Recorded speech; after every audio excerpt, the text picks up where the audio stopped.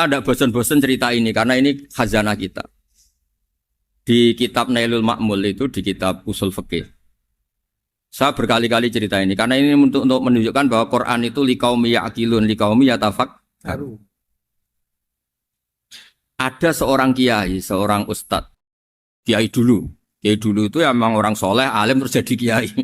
Kalau kiai sekarang tuh macam-macam, nganggur terus ingin jadi kiai. Terus daftar gitu. Ada lowongan di yayasan, masuk ingin jadi ustadz. Karena dengar ada gajinya. Dulu tidak ada seperti itu, udah. Makanya dulu itu kalau ustadz kiai pasti soleh karena dia alim terus ingin orang lain tuh mendapat ilmunya. Kalau sekarang nggak ada yayasan sehat, guru gajinya sekian. Yang nggak ingin jadi ustadz tuh daftar. Karena ada gaji, apalagi ada kabar, ada gaji, ada mes, ada wah yang daftar banyak. Tapi mentalnya ada kiai sebetulnya. Ya kalau sampean tanya itu baik dah Gus, ya setengah baik. Ya maksudnya setengah baik ya ada baik ngajar itu kan baik. Tapi setengah saja karena motifnya itu nyari gaji bukan ingin mencerdaskan umatnya Rasulullah SAW. Itu Imam Amudi itu guru matematika. Saya nggak bosan-bosan cerita ini. Guru matematika.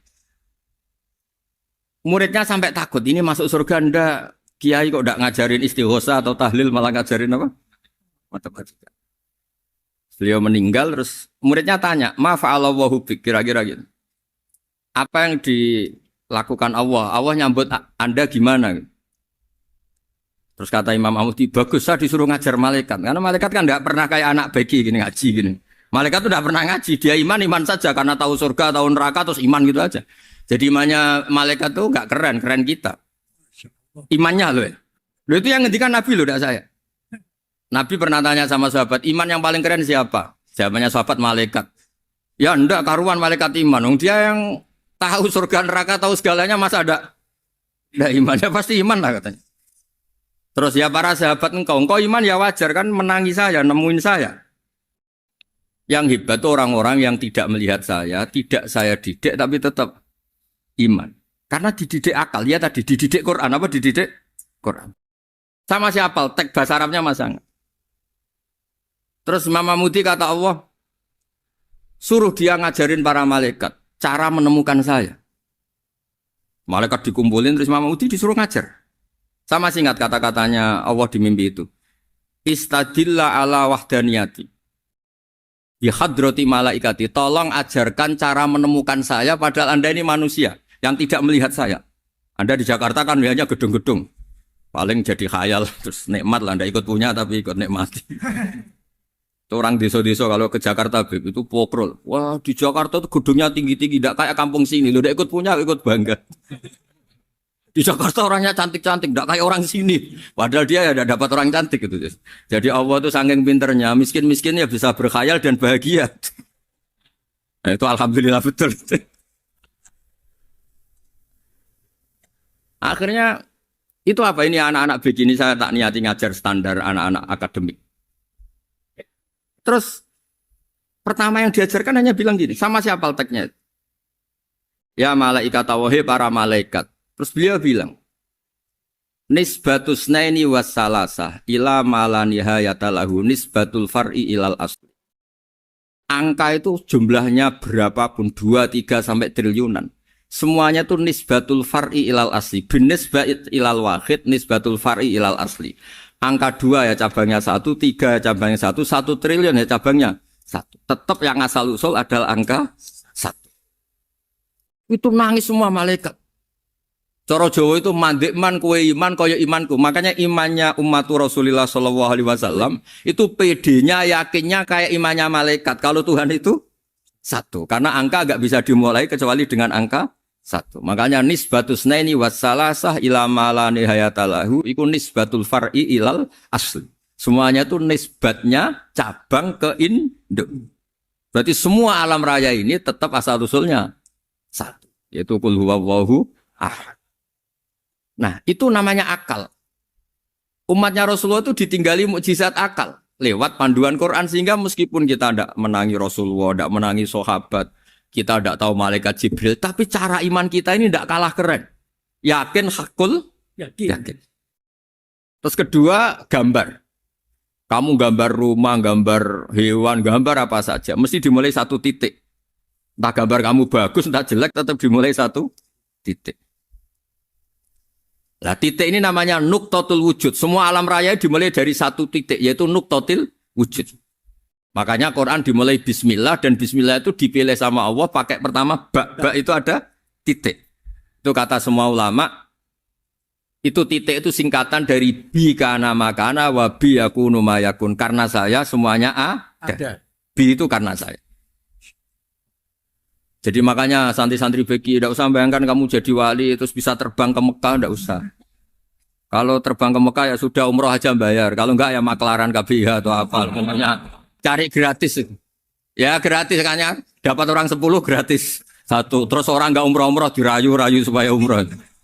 Repot. Itu pelanggaran fikih itu. Kalau orang punya utang itu wajibnya hanya utang dulu gitu.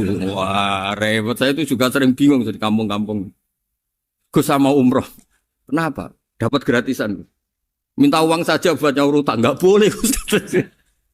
Wah, secara fikih yang wajib itu nyaur utang bukan umroh. Enggak boleh Gus diminta uang, enggak boleh, harus umroh. Udah gitu saya ini bingung Gus mau umroh. Enggak nikmati. Kenapa? Disuruh ngajar Gus. Repot semua kalau ibadah mergawe ya gini bingung semua. Ya saya mohon anak-anak BK semua yang seneng Quran itu harus seneng sampai kayak saya sehingga tahu mencari Tuhan dengan cara tauhid yang berbasis akal. Itu sedzahir imannya malaikat. Jika di klasmen iman itu manusia ulul ilmi, kita-kita yang nekuni ilmu itu nomor 1 prakteknya. Karena nomor 1 itu Allah karuan kan syahidah wa, Allah kan enggak tertandingi syahidah wa annahu la ilaha illallah. Terus wal malaikatu. Malaikat kan karuan karena langsung menyaksikan surga, dan ketiga apa? Wa ulul ilm. Berarti prakteknya kan nomor 1. Kalau kompetitornya semuanya manusia, ulul ilmi nomor berapa? 1 kan? Nah nomor 3 kan dari Allah, malaikat, ulul ilm. Berarti kalau kompetisinya antar manusia nomor berapa? 1 kan? Nah kenapa ulul ilmi di nomor 3 kan tapi dari Allah, malaikat, ulul. Kerennya kayak apa? Karena cara iman ulul ilmi itu enggak ada ragunya sama sekali. Kamu ragu enggak kalau 2 cabang dari 1, asalnya 1? Enggak pernah kan ragu kan? Semua gambar seruat apapun dimulai dari 1 titik. Ragu enggak? Enggak kan? Nah imannya umatnya Nabi karena dipandu oleh Quran itu seyakin itu. Sehakul yakin itu. Nah itu terus Jubair bin itu jadi iman. Am khuliqu min ghairi syai'in am humul khaliq. Terus kata Allah lagi, kalau kamu tidak percaya saya yang bikin langit bumi ya gampang dong. Kamu saja yang ngomong kalau kamu yang bikin. Paling orang sepakat kamu stres. Terus hanya ayat gitu, am khalaqus samawati wal ard. Kalau kamu tidak yakin Allah yang bikin ya silakan Anda klaim saja kalau kamu yang bikin langit bumi. Bala yuqinun. Kamu juga gak mau kan dibilang stres. Ya, ini ngaji ilmu dulu, nanti bagian terakhir ijazah. Bismillahirrahmanirrahim. Ini riwayatul Bukhari. Haddatsana Abdullah bin Yusuf, haddatsana Les, haddatsana Sa'id al-Maqburi an Nabi Hurairah radhiyallahu anhu qala an-nabiy sallallahu alaihi wasallam. Ma minal anbiya'i nabiyyun illa qad u'tiya minal ayat ma mithluhu amana alaihi al-bashar. Wa innama kana alladhi utituhu wahyan awhahu wa ilayya fa arju an akuna aktsarahum tabi'an yaumal qiyamah. Dados kita tahu semua nabi itu punya mukjizat. Ya, semua nabi itu punya apa? Mukjizat. Mukjizat itu hal yang luar biasa yang memastikan manusia itu tidak bisa menyainginya atau menandinginya. Dan rata-rata mukjizat nabi dulu itu fisik. Misalnya ontanya Nabi Soleh itu kan onta tapi keluar dari batu, itu kan aneh. Aneh sekali. Atau tongkat Nabi Musa bisa simsalabim mengeringkan laut apa? Merah. Semua Nabi itu punya mukjizat dan semuanya berbentuk fisik. Kecuali mukjizatul Rasulullah Shallallahu Alaihi Wasallam itu berupa Al-Quran. Al-Quran itu konsep ilmiah. Terus kata Rasulullah Shallallahu Alaihi Wasallam, tapi saya karena Quran itu justru berharap pengikutku besar dan sampai hari kiamat. Sekarang kita logika ya. Andaikan kamu punya tongkatnya Nabi Musa, kalau kamu suka uang, kepikirannya dijual apa dipakai?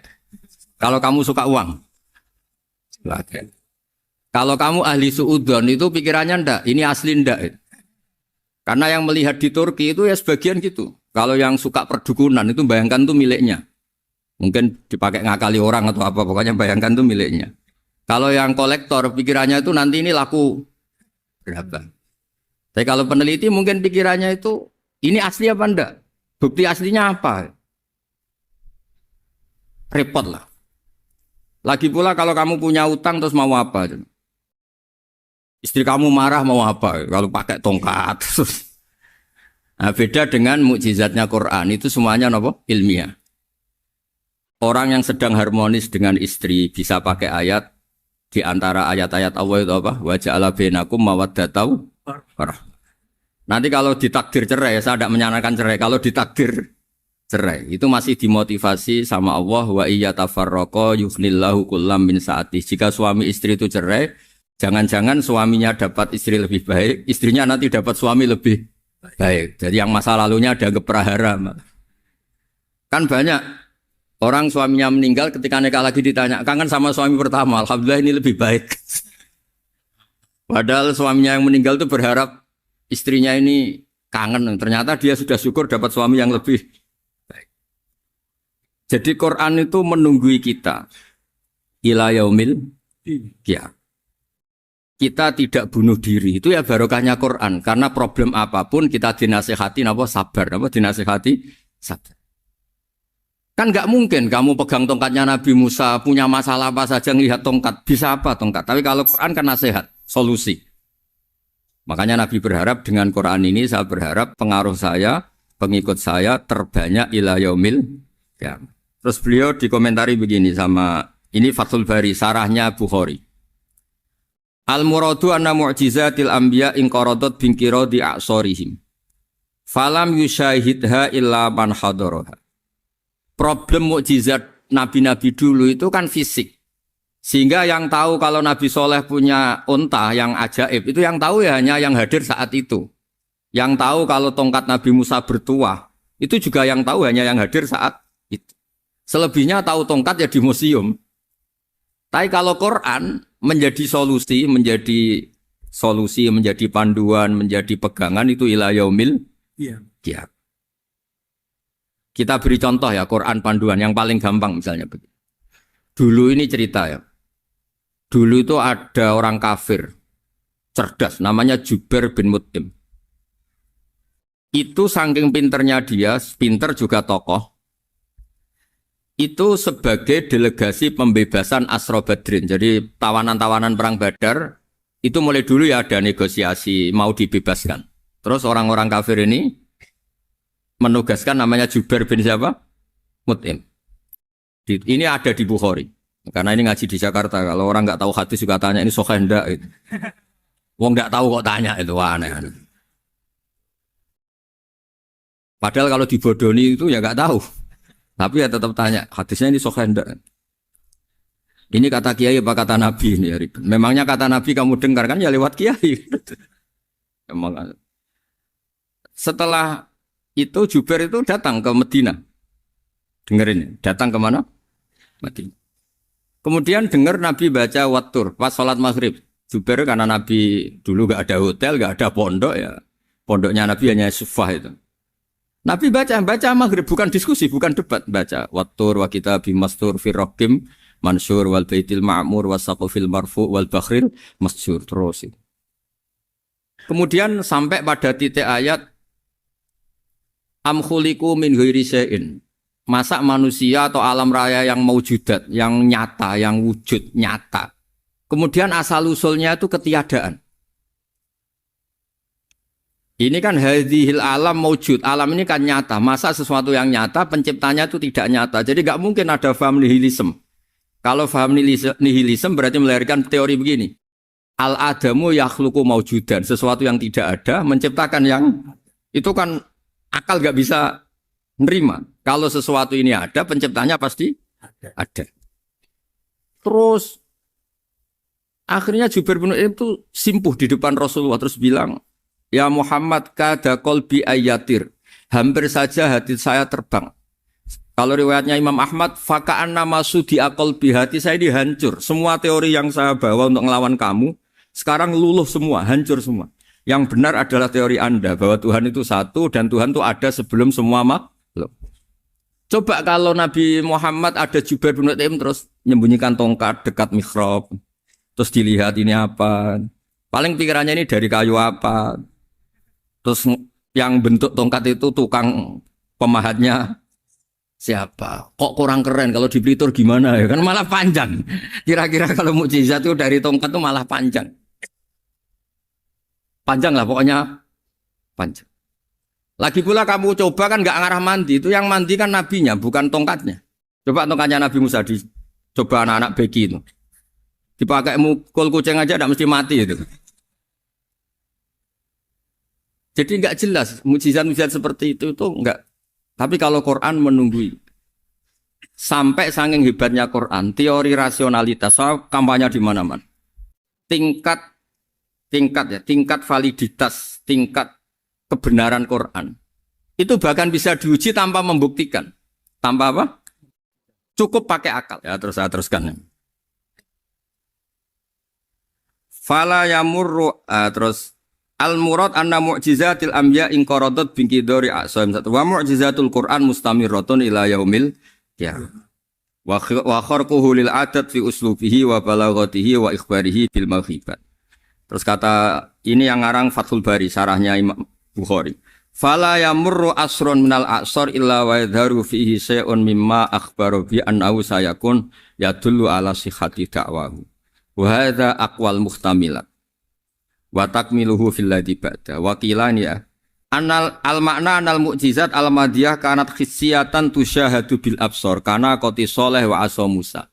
Mukjizatnya nabi-nabi dulu itu hanya penyembuh, hanya pelengkap, hanya nuruti keinginan mata. Seperti dahsyatnya apa? Laut Merah di sebelah apa dipukul sama tongkatnya Nabi siapa? Itu semuanya itu hanya memanjakan mata. Urusan mata. Terus wow itu.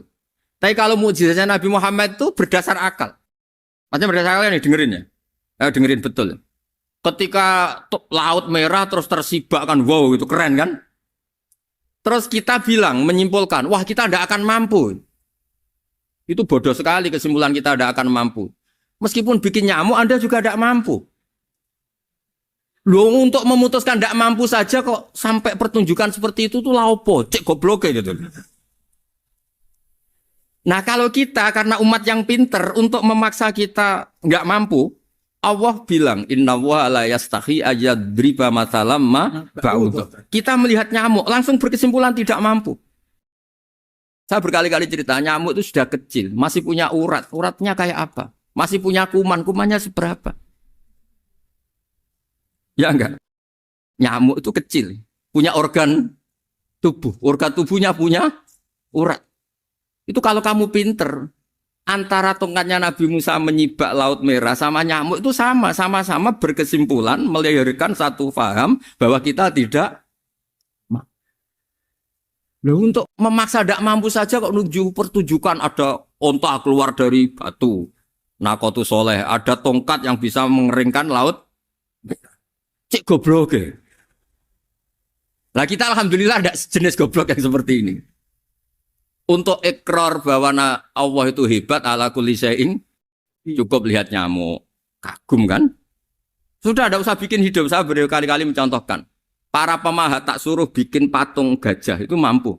Tak suruh bikin patung nyamuk kalau bisa. Nyari materi dari apa? Gampang mana bikin patung gajah sama patung nyamuk? Gajah, makanya Allah bikinnya contoh itu untuk ijaz itu pakai nyamuk, bukan pakai gajah. Itu kalau ustadz-ustadz yang agak jorok malah contohnya nyamuk, Gus. Itu kecil. Itu kayak apa? Di dalamnya dia hamil.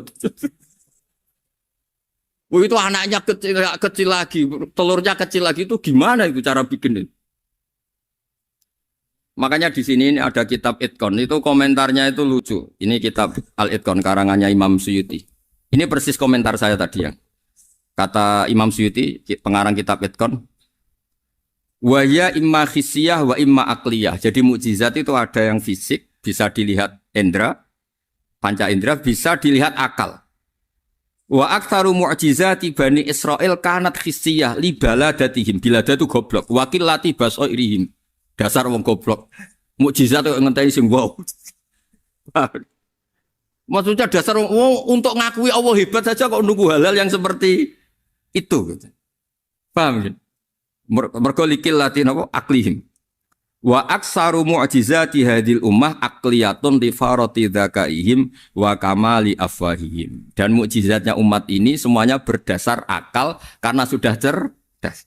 Jadi andaikan kita melihat tongkatnya Nabi Musa menyibak Laut Merah dengan melihat nyamuk, kesimpulan kita sama. Sama-sama wow, sama-sama keren, sama-sama memastikan kita tidak mampu.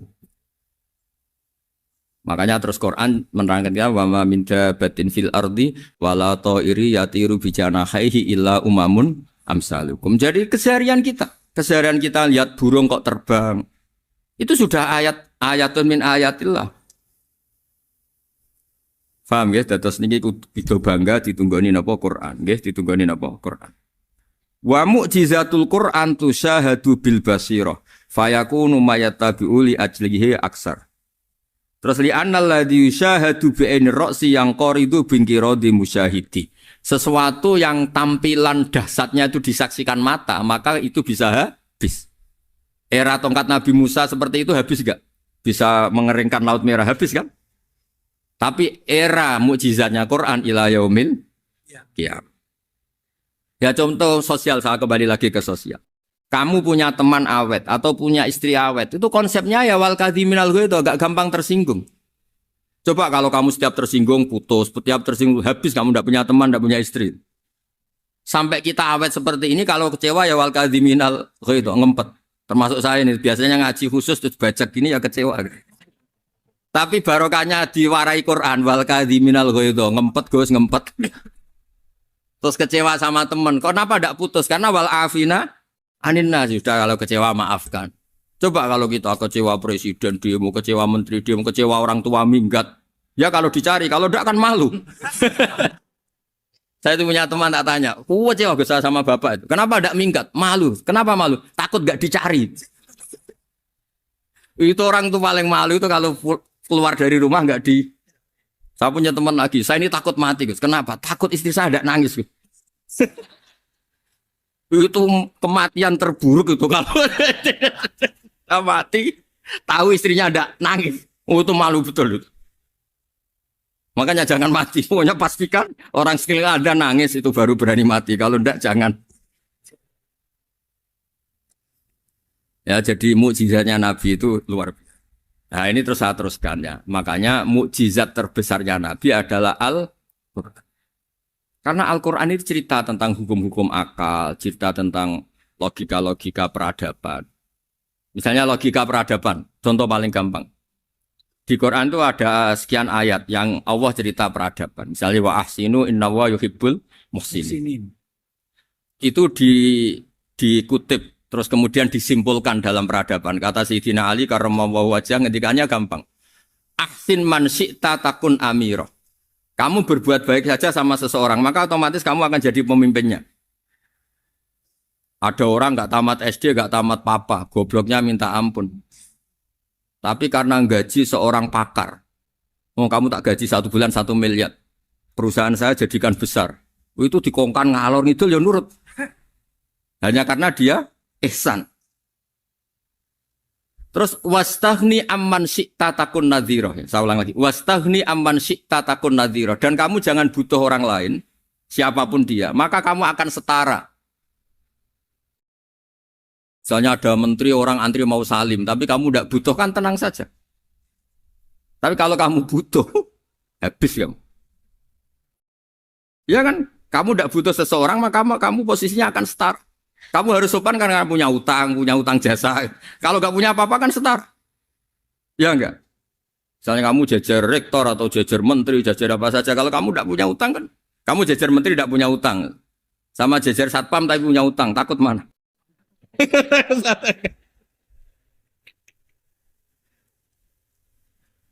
Kalau butuh itu mesti kalah kan? Ada pejabat misalnya nggak begitu cantik sama perempuan cantik yang kamu butuh ingin dicintai, takut mak. Padahal gak jelas orang ini pangkatnya apa. Gak jelas. Jadi dalam hukum sosial itu kata Sidin Ali, wastaghni aman syi'ta takun nadhira. Kamu jangan butuh seseorang, maka kamu akan setara.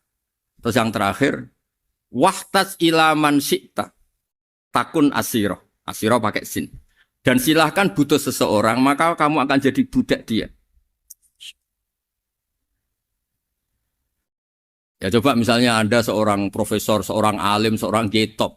Misalnya mencintai janda di ujung kampung sana, jalan kaki 2 kilo. Padahal itu gak tamat SD. Tapi gara-gara seneng, kacau kan? Logika kepangkatan hilang semua kan? Jadi itu hukum peradaban. Itu mewakili isi-isi sosial yang diterangkan Quran. Ya, jadi paketnya 3 tadi ya. Ahsin man syi'ta takun amirah. Kamu berbuat baik sama seseorang, maka kamu bisa memimpin. Wastaghni amman syi'ta takun nadhira. Kamu jangan butuh seseorang, maka kamu akan setara. Mbok kamu ketemu orang terkaya di dunia. Yo ketemu orang terkaya di dunia, kamu jejer, kamu tidak butuh dia. Tenang kan bisa setara kan? Tapi kalau butuh harus sopan, ngajukan proposal, harus berakhlak karimah. Makanya sekarang Anda kok berakhlak kenapa? Ternyata mau nyalek. Biasanya Anda berakhlak kok berakhlak. Ada apa ini? Makanya guyonan di Rembang itu Beb Husein itu. Kalau ada orang mendadak sopan sama temannya, temannya curiga. Kok tumben sopan? Mau utang ya? Zaman akhir itu kacau.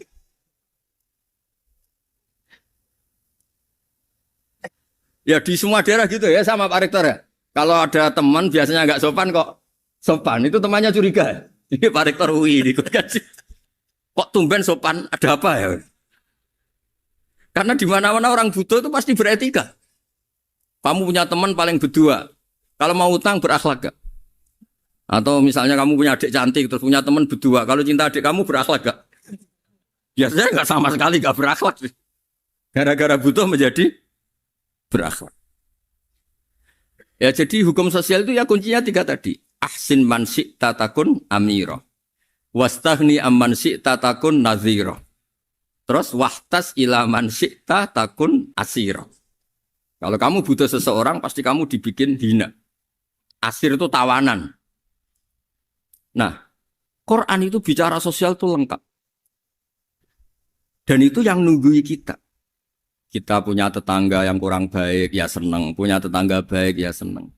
Kata Imam Syafi'i, saya berkali-kali cerita. Kok seneng semua Imam Syafi'i? Ya bagus lah. Kalau yang seneng saya enak lah. Dijak jagongan, dijak ngopi enak. Yang gak seneng saya, gak ngarah utang. Uang itu nak, kamu punya tetangga gak seneng kamu. Aman kan? Aman. Gak akan pinjem uang kan? Pinjem mobil. Uang gak seneng kok. Makanya Imam Syafi'i itu kalau ngedikan luar Syafi'i, diceritain orang. Ya Aba Abdillah bagiannya. Ya Aba Abdillah orang itu gak seneng kau. Bagus lah. Loh kenapa bagus? Waman asa'a ilaika faqad atlaqaka. Orang yang enggak seneng kamu maka membebaskan kamu. Enggak akan pinjam uang, pinjam mobil, enggak akan ganggu waktu kamu kan enggak seneng. Justru yang seneng-senengi masalah pinjam terus. Imam Syafi'i itu orang yang anggap dunia itu selesai. Ada yang cerita, ya Aba Abdillah, orang yang tadi cium tangan engkau, yang hormat engkau di luar maki-maki engkau, ngerasain engkau, ngata-ngatain engkau. Ya bagus lah. Kok bagus gimana? Berarti saya wibawa, depan saya tidak berani. Berarti saya wibawa, di depan saya tidak berani. Berarti itu makomnya sudah kulillah, sumadarhum fi khawdihim, yal'abun. Sudah dunia itu selesai, sudah agak penting semua. Nah, itu kalau kamu anak-anak bagi ahli Quran, sudah ayatnya kulillah, sumadarhum fi khawdihim, yal'abun. Sudah lihat Allah saja agak penting, makhluk-makhluk itu. Dah makhluk semua agak penting, sepenting Allah. Nah, kita ini ditunggoni mukjizat seperti itu. Bayangkan misalnya kita ditunggoni tongkatnya Nabi Musa. Saya ngajar di sini terus ini tongkat. Terus nanti yang tanya, Gus itu kayu apa, Gus? Nanti yang kolektor tanya itu harganya berapa, Gus? Ruwet apa? Terus yang ahli suudon itu asli gak, Gus? Wah. Yang ahli suudon kan mesti tanyanya gitu, itu asli enggak, Gus? Repot-repot pokoknya. Tapi kalau Quran kan jelas. Kenapa?